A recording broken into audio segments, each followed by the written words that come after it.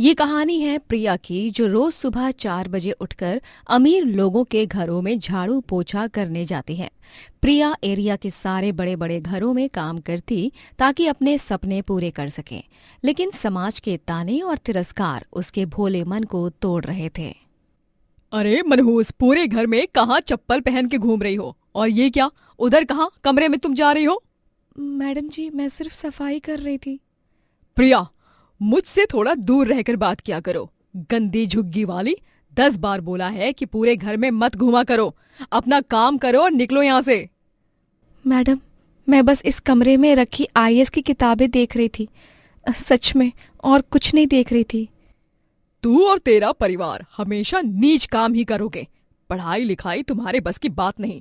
निकल यहाँ से और अपना काम कर। इस अपमानजनक शब्दों ने प्रिया के दिल में एक आग जला दी। उसी दिन उसने ठाना था कि मैं अब आईएएस बनकर दिखाऊंगी। मैं अपने और अपने परिवार का खोया हुआ मान सम्मान वापस लाऊंगी। प्रिया, तुम हमेशा क्लास में फर्स्ट आती हो, लेकिन आगे की क्लास में एडमिशन के लिए फीस में इतनी देरी क्यों? सर, घर की हालत ठीक नहीं है, लेकिन मैं पढ़ाई छोड़ना नहीं चाहती। मैं बहुत जल्दी फीस जमा कर दूंगी। बेटा, तुम्हारी मेहनत देखकर लगता है कि तुम जरूर कुछ बड़ा करोगी। स्कूल से घर आने के बाद प्रिया का संघर्ष और भी कठिन हो जाता था। प्रिया रात में मोमबत्ती की रोशनी में पढ़ाई किया करती और सुबह घरों में झाड़ू बर्तन।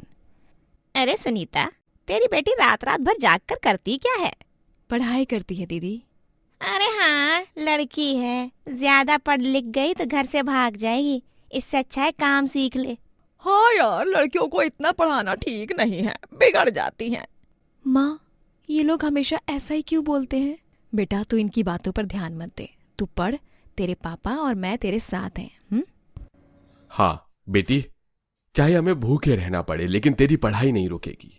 साल गुजरते गए। प्रिया ने अपनी 12वीं की परीक्षा पास की और यूपीएससी की तैयारी शुरू की। पहले अटेम्प्ट का दिन आया। प्रिया यूपीएससी परीक्षा केंद्र पर खड़ी मन ही मन चिंता कर रही थी।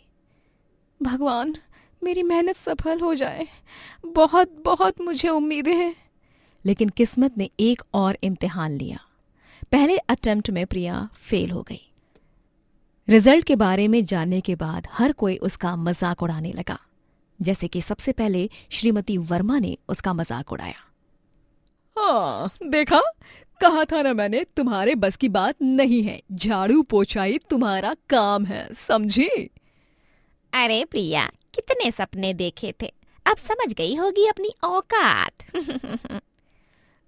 माँ, माँ, सब मेरा मजाक उड़ा रहे हैं। माँ, माँ, मैं फेल हो गई। बेटा, हार मत मान, एक बार और कोशिश कर, तू कर लेगी। पहली बार में फेल होने से कोई जिंदगी में फेल नहीं होता है, और कोशिश करने वालों की कभी हार नहीं होती। हाँ बेटी, असफलता सफलता की सीढ़ी है। प्रिया ने हिम्मत नहीं हारी। दिन में काम, रात में पढ़ाई। वो फिर से दूसरे अटेम्प्ट की तैयारी में जुट गई। प्रिया दिन में 5 घरों में काम करती है और रात में पढ़ती है। मैं हार नहीं मानूंगी, किसी सूरत में हार नहीं मानूंगी। मुझे साबित करना है कि गरीब होना कोई गुनाह नहीं है और इंसान अपनी मेहनत से किस्मत बदल सकता है। प्रिया, तुम्हारी मेहनत देखकर मुझे यकीन है तुम जरूर सफल होगी। जी सर, मैं इस बार पास होकर रहूंगी। दूसरे अटेम्प्ट का परिणाम आने वाला था। पूरा परिवार और पड़ोसी इंतजार कर रहे थे, और फिर रिजल्ट का दिन भी आ गया। माँ, माँ, माँ, मैं पास हो गई। माँ, माँ, मैं पास हो गई माँ, और मैं आईएएस बन गई माँ। बेटी, मेरी बेटी, तूने कर दिखाया। मेरी बेटी। भगवान का शुक्र है, मेरी बेटी अफसर बन गई। खबर सुनकर वही पड़ोसी जो पहले ताना मारते थे, उनके तो तेवर ही बदल गए। जो कल तक प्रिया को अंट संट बोलते रहते थे, आज वो उसी प्रिया के गुणगान गाने में लगे हुए थे। प्रिया बेटी, हमें माफ कर देना, हमने तुम्हें बहुत कुछ गलत कहा था। हमें माफ कर देना, हमसे अगर गलती हुई है तो। हमें बड़ी खुशी है, लेकिन बेटी तूने नाम रोशन कर दिया हमारे पूरे एरिया का। अब प्रिया, मैं तो हमेशा तुझे मजाक में कहती थी। देख प्रिया, तूने अगर कभी भी बुरा माना हो ना, तो उसके लिए मुझे माफ़ कर देना। मुझे मालूम था, तू तो हमेशा से होशियार थी। लेकिन मेरी बातें अगर बुरी लगी उसके लिए माफ़ी मांगती हूँ। आंटी जी, सच बात तो ये है कि आपकी बातों ने ही ना मुझे बल दिया है। अगर वो चुभती हुई बातें आप नहीं कहती ना तो मेरे अंदर आग कहाँ से लगती। आपकी बातों ने मेरे अंदर एक आग जलाई, एक अग्नि प्रज्वलित हुई मेरे अंदर। दृढ़ संकल्प लिया मैंने और तब जाकर मैंने ये कर दिखाया। तो सबसे बड़ा धन्यवाद तो आंटी जी आपको है कि आपने मुझे मजबूर किया मजबूत बनने के लिए। धन्यवाद। जब प्रिया कलेक्टर बनकर अपने इलाके में आई तो पूरी झुग्गी में जश्न का माहौल था। साथियों, मैं आज यहाँ एक सबूत के तौर पर खड़ी हूं कि गरीबी कोई अभिशाप नहीं है। मेहनत, लगन और परिवार का साथ मिले ना तो कोई भी सपना पूरा हो सकता है।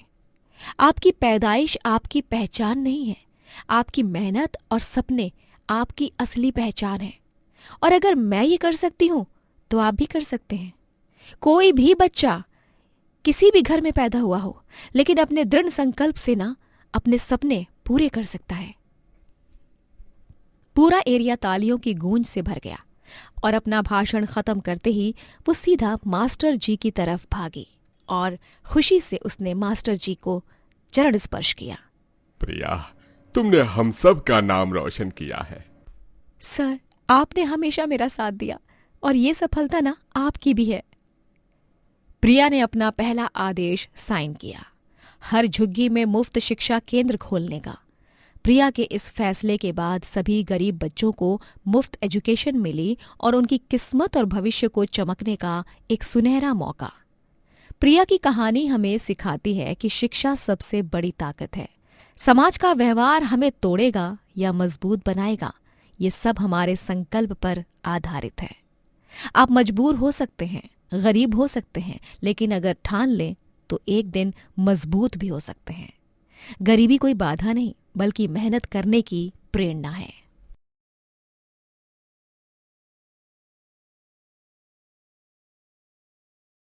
आंसुओं की कहानी तब शुरू होती है जब एक 10 साल का बच्चा अपने माँ बाप को आखिरी बार देखता है। अर्जुन का गांव बाढ़ में डूब गया था। उसके माँ बाप मलबे में दब गए। वो अकेला रह गया था, बिल्कुल अकेला। 2 साल पहले। माँ, पापा, कहाँ हैं आप? मुझे अकेला मत छोड़िए पापा। राहत कैंप से भागकर वो ट्रेन पर चढ़ गया। कहाँ जा रहा है पता नहीं था, बस भाग रहा था अपने दुख से, अपने अकेलेपन से। ट्रेन उसे शहर ले आई। यहाँ वो सिर्फ एक भूखा डरा हुआ बच्चा था। और आज की तारीख में सुबह का समय है। छोटू, ओ छोटू, 2 चाय और बना, ग्राहक इंतजार कर रहे हैं। जी मालिक, बस अभी आया। 2 साल हो गए थे धीरज चौधरी के ढाबे पर काम करते हुए। पहले दिन जब भूख से बेहाल छोटू यहाँ पहुंचा था तो मालिक ने सिर्फ इसलिए रख लिया था कि मजदूरी कम देनी पड़ती थी। छोटू के हाथ रोज जलते थे तवे से, आंखें रोज नम होती थी धुएं से, लेकिन पेट की आग से बड़ी कोई आग नहीं होती है। ढाबे की छत पर छोटू अकेला बैठा था। माँ, अगर आप होती तो मुझे भी स्कूल भेजती ना। पापा हमेशा कहते थे पढ़ाई ही इंसान को बनाती है इंसान। हर रात यही सवाल उसे सताता था। दिन में बर्तन मांजते समय जब वो स्कूली बच्चों को यूनिफॉर्म में देखता तो उसका दिल छलक जाता। बबली ढाबे पर आती है। छोटू भैया, ये मेरी पुरानी किताब रख लो। मैंने माँ से कहा था कि तुम भी पढ़ना चाहते हो। सच में? मैं भी पढ़ सकता हूँ? हाँ, पढ़ाई सबका हक है। तुम भी जा सकते हो स्कूल। उस रात छोटू ने किताब खोली। आ आ ई ई, ये अक्षर उसे अपने पापा की आवाज में सुनाई दे रहे थे। आंखों से आंसू गिर रहे थे, लेकिन ये खुशी के आंसू थे। अगली सुबह वो ढाबे में मालिक से बातचीत करता है। मालिक साहब, मैं स्कूल जाना चाहता हूँ। अरे पागल हो गया है क्या? यहाँ से गया तो खाना कौन देगा? सड़क पर भीख मांगेगा? तो भूखा रह लूंगा मालिक, लेकिन अपने माँ बाप का सपना पूरा करूंगा। वो चाहते थे कि मैं पढ़ूं, कुछ बनूं। मालिक के दिल में कहीं दया जगी। उसने देखा था कि ये बच्चा कितना मेहनती है, शायद उसे भी एक मौका मिलना चाहिए। छोटू मास्टर जी के ऑफिस जाता है। मास्टर जी, मैं पढ़ना चाहता हूँ। मेरे पास कोई कागज नहीं है और माँ बाप भी नहीं है। बेटा, तुम्हारा नाम क्या है? अर्जुन। लेकिन सब मुझे छोटू कहते हैं। आज से तुम अर्जुन हो, तुम्हारा असली नाम, तुम्हारी असली पहचान। बैठ जा बेटा। उस दिन अर्जुन ने पहली बार महसूस किया कि कोई उसे प्यार से देख रहा है। मास्टर जी की आंखों में वो स्नेह था जो उसने अपने पिता की आंखों में देखा था। कुछ महीने बाद कविता प्रतियोगिता होने वाली थी। अर्जुन, इस बार तुम कविता प्रतियोगिता में भाग लो। मास्टर जी, मैं तो ढाबे का लड़का हूँ, लोग हंसेंगे। बेटा, हुनर की कोई जाति नहीं होती। तुम्हारे अंदर जो दर्द है वो सबसे बड़ी कविता है। और अब अर्जुन मंच पे है। मैं था छोटू, ढाबे वाला, माँ बाप का प्यारा बच्चा था। बाढ़ ने सब कुछ छीन लिया, अकेला बेसहारा कर दिया। तवे की आग, धुएं की सजा, हाथों में छाले, आंखों में आंसू। फिर एक किताब ने दिया सहारा, सपना जगा दिया हमारा। अब मैं अर्जुन हूँ, छोटू नहीं। पढ़ूंगा, लिखूंगा, झुकूंगा नहीं। माँ बाप की आत्मा को दूंगा चैन, बनूंगा इंसान, रहूंगा ना मैं कभी गुमनाम। पूरा हॉल सन्नाटे में था। कई लोगों की आंखें भीग गई थी। अर्जुन जीत गया था, न सिर्फ प्रतियोगिता बल्कि सबका दिल भी। अर्जुन, आज तुमने हम सब का नाम रोशन किया है। मालिक साहब, आपने मुझे मौका दिया, वरना मैं आज भी सिर्फ छोटू होता। उस दिन के बाद से ढाबे का माहौल बदल गया। मालिक ने अर्जुन की पढ़ाई का पूरा खर्चा उठाने का फैसला किया। 5 साल बाद अर्जुन अब कॉलेज पहुंच चुका है। आज अर्जुन बीएड कर रहा है। शाम को वो उसी इलाके में एक छोटा सा स्कूल चलाता है, उम्मीद शिक्षा केंद्र। यहाँ वो उन बच्चों को पढ़ाता है जो कभी उसकी तरह थे। और अर्जुन छात्रों को पढ़ाते हुए कहता है, बच्चों, किताब सिर्फ कागज नहीं होती, ये उम्मीद होती है, सपना होती है। जैसे एक दिन एक छोटी सी किताब ने मेरी जिंदगी बदल दी। सर, आप भी हमारी तरह गरीब थे क्या? हाँ बेटा, लेकिन गरीबी सिर्फ पैसों की होती है, सपनों की नहीं। और सपने ही हमें अमीर बनाते हैं। आज अर्जुन 200 से ज्यादा बच्चों को मुफ्त शिक्षा दे रहा है। उसका वो पुराना ढाबा अब अर्जुन शिक्षा संस्थान बन गया है। मालिक धीरज चौधरी अब वहाँ के ट्रस्टी हैं।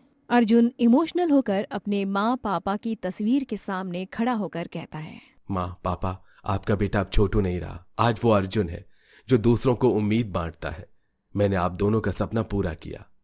कभी कभी ये जिंदगी हमसे सब कुछ छीन लेती है, लेकिन एक छोटी सी किताब, एक शिक्षक का प्यार और अपने सपनों पर अटूट विश्वास, ये तीनों मिलकर ना चमत्कार कर देते हैं। छोटू से अर्जुन बनने तक की ये यात्रा सिखाती है कि हालात कितने भी बुरे हों, उम्मीद का दामन कभी नहीं छोड़ना चाहिए। प्रिया घर के कोने में दुबकी हुई आंसू पोंछते हुए कह रही है, माँ, मैं स्कूल जाना चाहती हूँ माँ। पढ़ाई वढ़ाई सब बकवास है। अरे लड़कियों को सिर्फ घर संभालना आना चाहिए। मुझे माफ कर दे बेटी। घर के हालात ऐसे नहीं कि हम तुझे और ज्यादा आगे पढ़ा सकें। ऊपर से तेरे पापा की ये पीने की लत ने तो हमें कंगाल करके रख दिया है। हमारे पास तो स्कूल में फीस भरने तक के पैसे नहीं है। प्रिया अपनी माँ की बातों को सुन के बिना कुछ बोले अपने दुख को समेटते हुए स्कूल पहुंचती है, जहां उसको गुरुजी मिलते हैं। प्रिया, तुम क्लास में सबसे तेज हो। तुम अपनी स्टडी बीच में क्यों छोड़ रही हो? गुरुजी, घर के हालात, मजबूरी है। स्कूल के गेट से बाहर निकलती हुई प्रिया देखती है कि उसके दोस्त अंदर पढ़ रहे हैं। काश मैं भी इनके साथ बैठ के पढ़ पाती, लेकिन मैं हार नहीं मानूंगी। प्रिया के घर में आर्थिक तंगी का माहौल है। खाली बर्तन, शराब की बोतलें और कोने में बैठी प्रिया अपनी किस्मत को कोसने में लगी है। क्यों भगवान, क्यों मेरे साथ ही ऐसा हुआ है? लेकिन जिंदगी के इस सबसे अंधेरे मोड़ पर प्रिया को मिला एक नया रास्ता, और वो था ऑनलाइन स्टडी का। रात में प्रिया अपने पुराने फोन से YouTube पर पढ़ाई करती है। वाह, ये सर तो बहुत अच्छा पढ़ाते हैं। ऑनलाइन स्टडी ने तो मानो प्रिया की जिंदगी ही बदल दी। जब सब सोते तो वो अपने फोन की छोटी सी रोशनी में अपने बड़े सपनों को जिंदा रखती। रात के वक्त प्रिया फोन की रोशनी में पढ़ाई भी कर रही है और नोट्स भी बना रही है। अगर कॉलेज नहीं जा सकती तो कॉलेज को मैं यहाँ ले आऊंगी।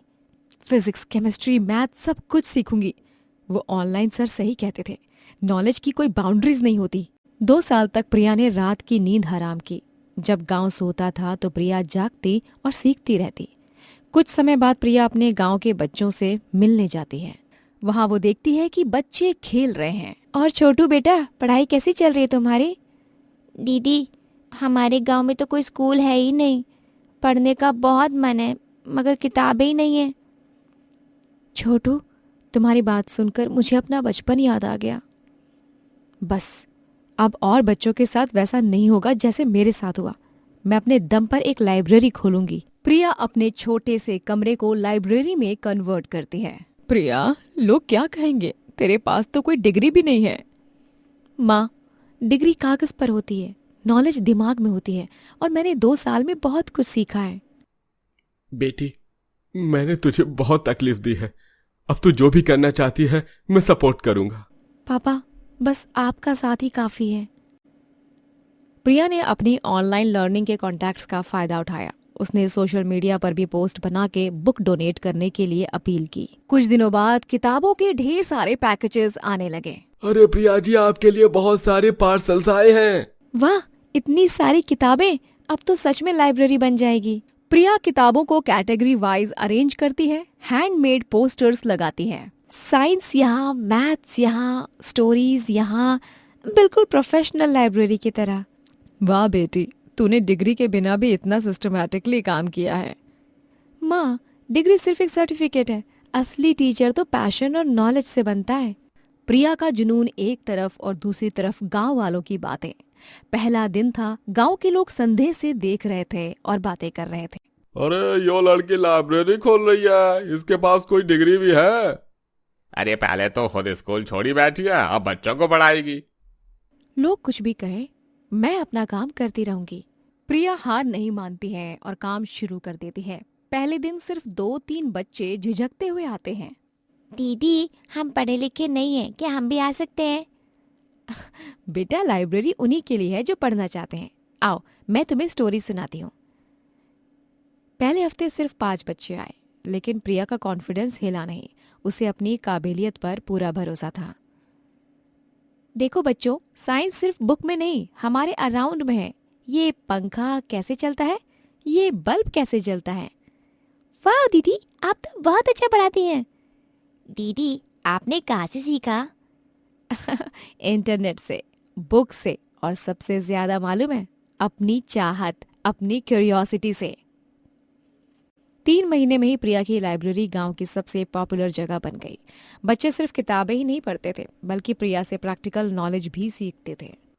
प्रिया, ये कमाल है, मेरे स्टूडेंट्स के मार्क्स भी बढ़ गए हैं। तुमने इन्हें कैसे इतना मोटिवेट कर दिया? गुरुजी, जब आप बच्चों को समझाते हैं कि नॉलेज कितनी पावरफुल है, तो वो खुद ही एक्साइटेड हो जाते हैं।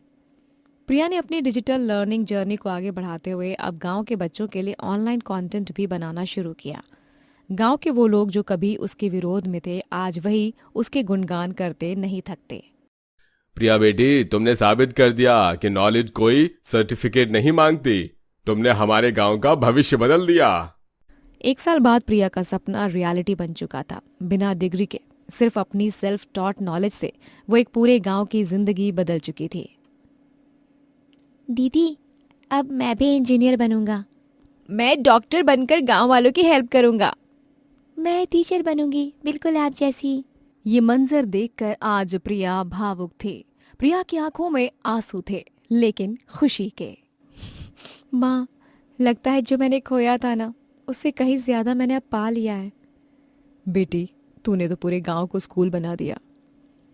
आज प्रिया की लाइब्रेरी में 100 से ज्यादा बच्चे आते हैं। उसने ऑनलाइन एजुकेशन भी शुरू कर दी। आज प्रिया और वो सारे बच्चे बेहद खुश नजर आ रहे हैं। सभी साथ मिलकर हंस रहे हैं। प्रिया की कहानी हमें सिखाती है, शिक्षा सिर्फ स्कूल में नहीं, दिल की लगन में होती है। और जब आप दूसरों के सपनों को पूरा करने में मदद करते हैं, तो आपके अपने सपने भी पूरे हो ही जाते हैं। क्या आपने कभी सोचा है कि सफलता की असली परिभाषा क्या है? BMW गाड़ी या माँ का हाथ का खाना, AC फ्लैट या खुले आसमान तले सोना? आज की कहानी एक ऐसे ही लड़के की है। अर्जुन बेटा, देखिए धान के पौधे कितने प्यार से लहला रहे हैं। ये मिट्टी नहीं, सोना है सोना। आज तुम भी थोड़ा मेरा हाथ बटा। बाबूजी, आप भी ना। आज के जमाने में कौन खेती करता है? मेरे दोस्त विकास ने कहा है कि शहर में आराम से 50,000 की नौकरी मिल जाएगी।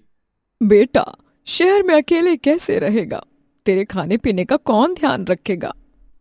माँ, वो सिटी है, वहां हर जगह लाइट ही लाइट है, और खाने के लिए 100 से अधिक होटल्स कहीं भी खा लूंगा। इस गांव में तो ना कोई मॉल है ना कोई सिनेमा, बस दिन भर खेत खलियान।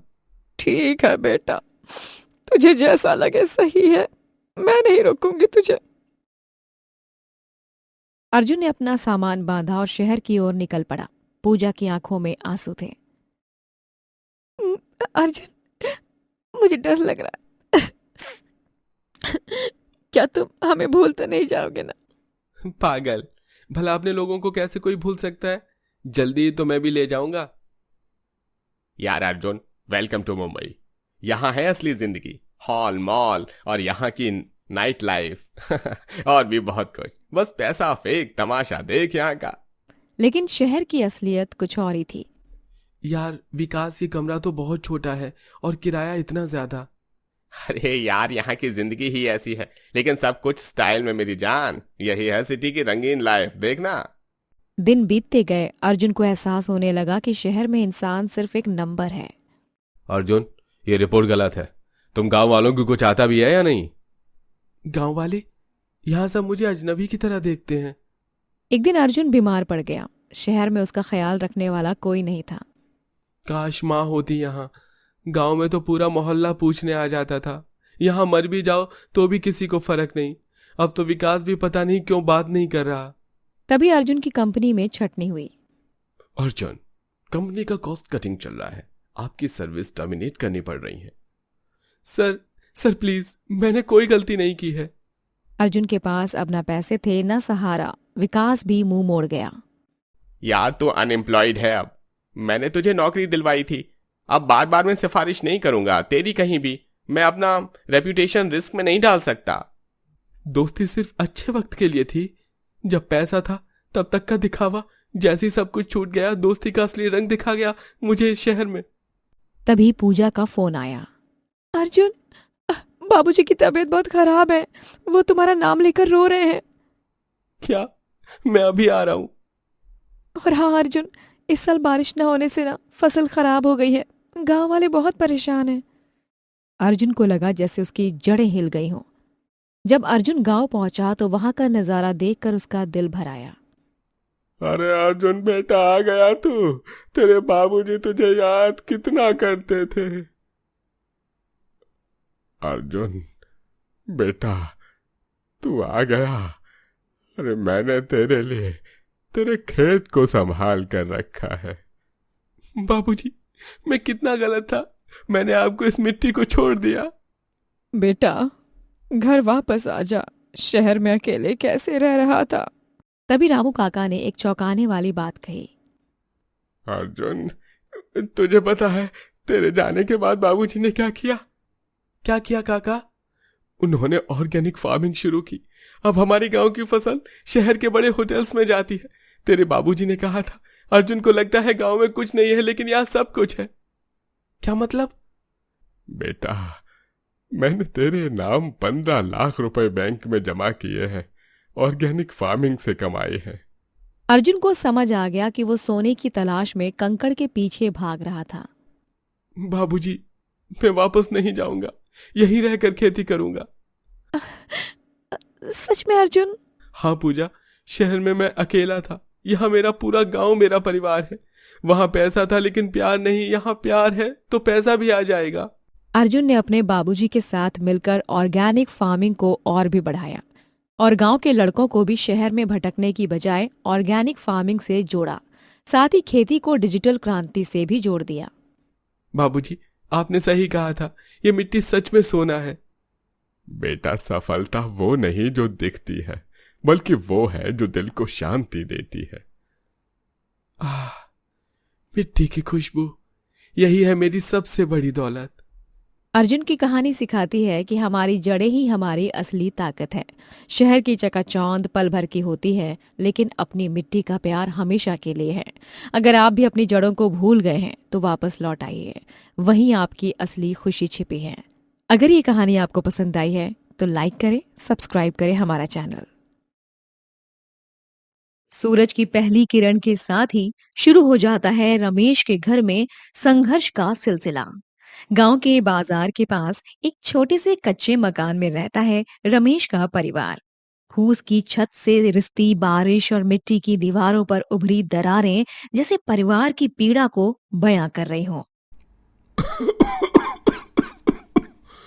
आह, अरे सुमन, ये क्या है? धुआं ही धुआं, सांस लेना मुश्किल हो रहा है। रात भर खांसी से नींद नहीं आई और सुबह उठते ही फिर वही हाल। क्या करूं रमेश जी, बारिश में भीगी लकड़ियां हैं, बाजार से सूखी लकड़ी लाने के पैसे कहाँ, कल रात का बचा आटा खत्म हो रहा है, विकास के लिए 2 रोटी बनानी है और वो भी आज इंटरव्यू पर जा रहा है।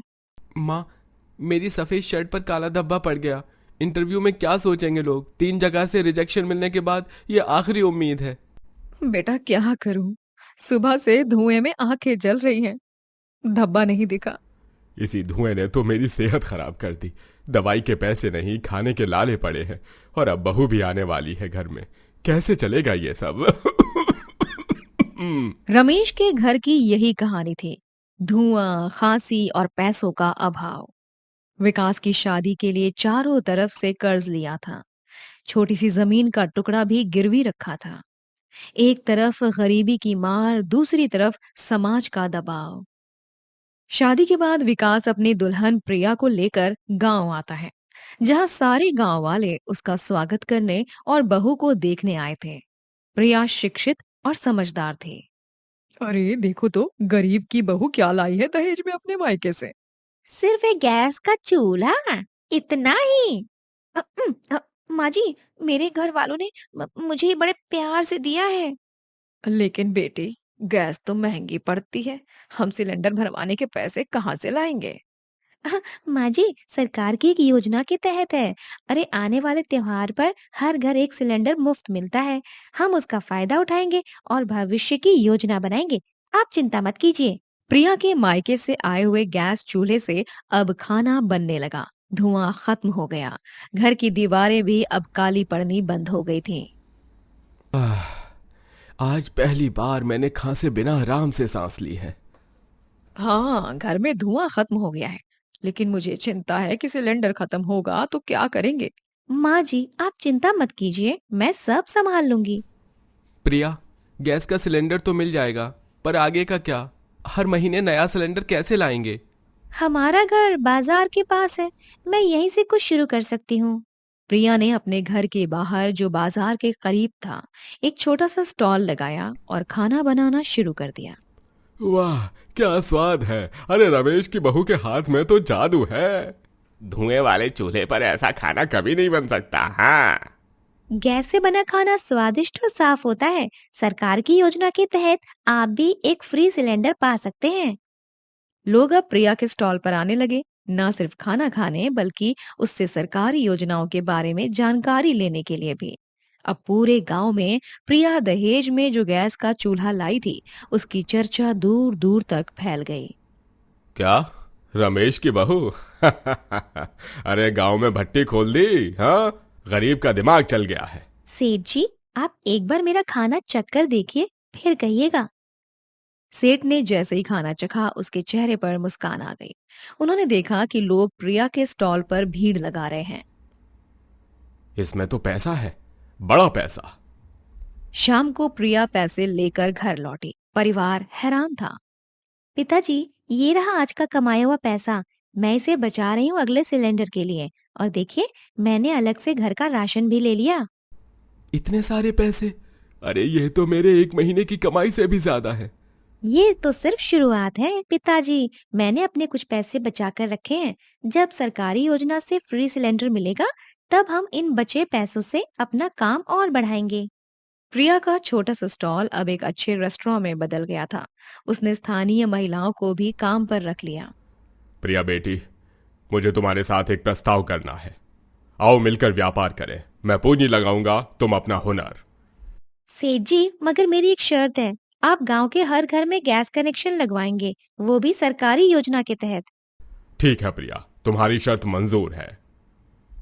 कुछ साल बाद रमेश के कच्चे मकान की जगह अब एक अच्छा पक्का मकान था। विकास अब बेरोजगार नहीं था, बल्कि प्रिया के साथ ही काम में जुड़ गया। बहू, तुमने और तुम्हारे इस गैस चूल्हे ने तो हमारी पूरी किस्मत ही बदल दी। आह, हाँ, अब न धुआं है न खांसी। तुम्हारा शुक्रिया बहू। माँ जी, गैस का चूल्हा सिर्फ एक चूल्हा नहीं था, वो एक सोच थी, एक बदलाव था। हमें ना बस एक मौके की जरूरत थी और सरकारी योजना के चलते हमारी राह और आसान हो गई। और इस तरह एक छोटे से गैस चूल्हा और एक समझदार बहू ने न सिर्फ एक परिवार का भाग्य बदला, बल्कि पूरे परिवार को एक नई सोच दी। प्रिया ने साबित कर दिया कि सोच और समझ से छोटी चीजें भी बड़ा बदलाव ला सकती हैं।